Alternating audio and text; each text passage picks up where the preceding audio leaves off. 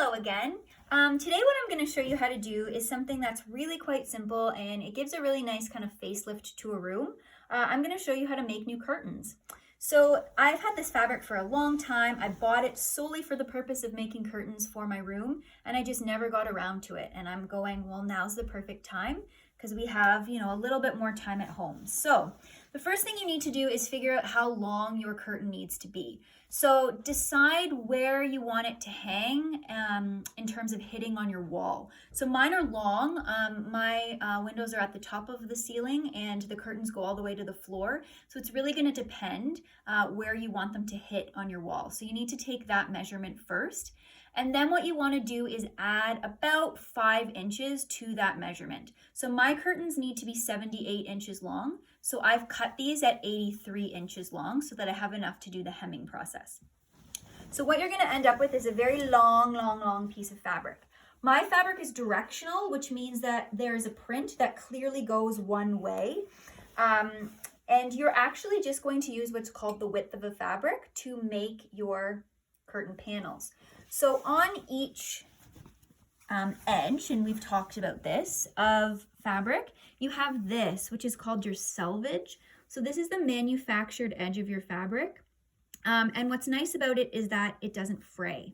So probably I should be doing a double hem on both sides of this, but I'm not going to because let's face it, each one of these is going to be about 80 inches long. There's 2 sides to each curtain. I have to make 4 curtains.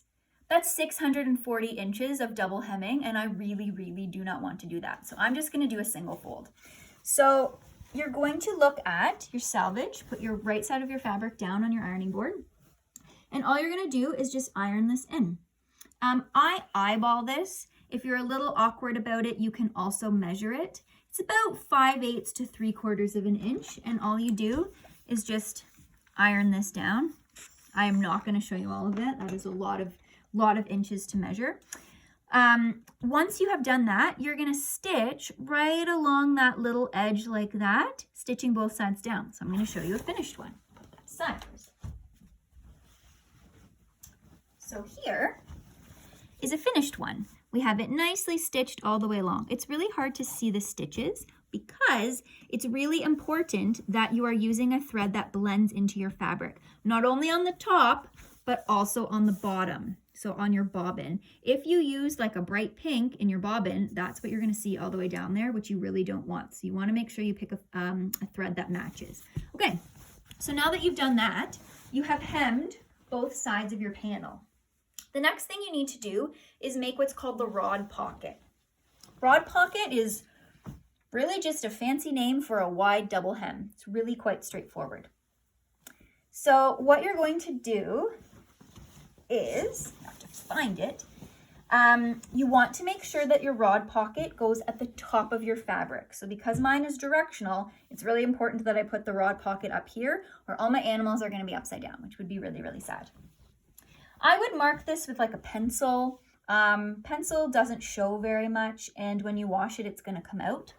So to make your rod pocket, you're going to just be doing a giant double hem. So from the edge of your fabric, you're going to measure up. If you want to zoom in, you can kind of see my lines. You're going to measure up 1/4 of an inch from the edge, and then you're going to measure from that 1/4 of an inch to here is 2.5 inches. Now, if your curtain rod is thicker, you might want to go a little bit bigger. You kind of just have to sort of play it by ear and see. They're usually between like 2 inches and maybe 4 inches. It really depends on the thickness of the rod. Mine's not that thick. So 1/4 of an inch and then another 2.5 inches. So in total, 3 inches. What you're going to do now, you also want to mark that on the right side of the fabric. It just makes your life a lot easier when you're ironing. Flip it over.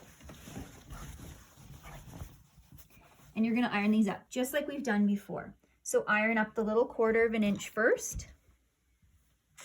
I'm not going to do the whole thing. And then you're going to go and find your 2.5 inch marker line, which is right about there. And you're going to iron that down. Okay, so I'm going to show you what it looks like finished. Put this over here. Grab some pins. All right. So this is what it looks like when you've ironed it all the way across. Oh, and I hit the phone. just like that. So now you want to pin it so you can stitch it. So I like to pin with the pins going this way because then as you're stitching, you can pull them out. So I'm not going to pin the whole thing for you. Stick a pin in there.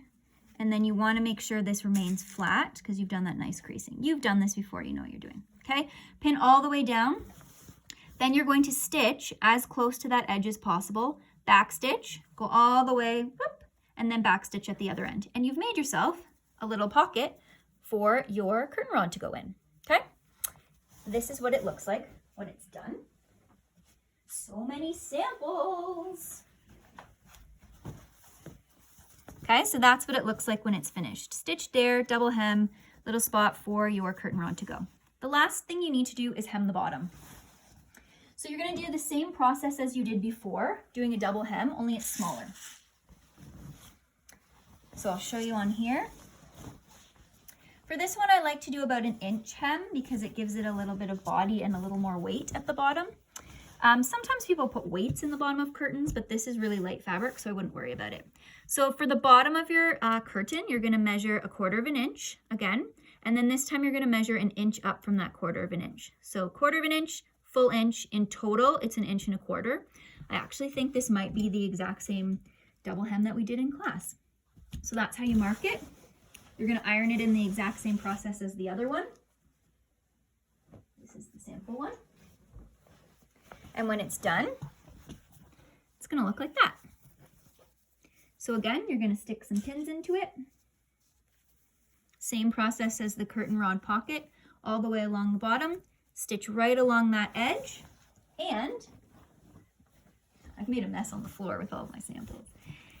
And where's the edge? And then that's what it's going to look like. All the way across the bottom like that. You have a lovely little hem. And then voila, you have a finished curtain panel to put up in your room, and it looks lovely and it's fresh and it's bright and you made it yourself. I hope you have fun. Hope you enjoyed this. Some of you might have some fabric kicking around that you can try this out. If you have any questions, let me know. Have a wonderful day. Happy sewing!